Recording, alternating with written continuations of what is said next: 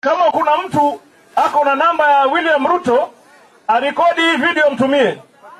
Maisha yangu tangu nizaliwe sijawahi kuona mtu muongo, mfisadi, baradhuli, dhabdhabina kama William Samoei Ruto.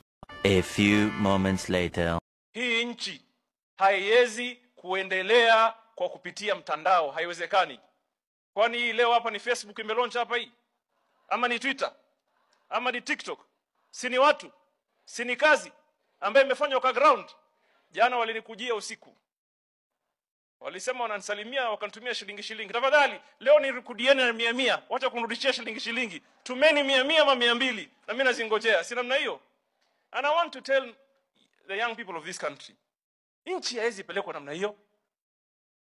Wewe unakaa kwa mtandao, unakosa uzalendo, you become so unpatriotic.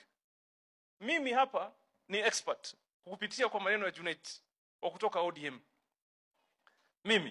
Mimi nikae kwa mtandao hivi, halafu nimuone Mkenya mmoja hajui mbele wala nyuma, hajui cha usubuhi wala cha usiku, hajui cha katikati wala cha mbele, ati anasema Raila Odinga must fall kwa mtandao. Tena anazungumzia nini? AU. How unpatriotic can you be as Kenyans that even one of your own ako na nafasi ya kuongoza pahali pazuri kwa sababu ya kisiasa za kizembezembe unaanza kusema they must fall? We will come for you, my friend.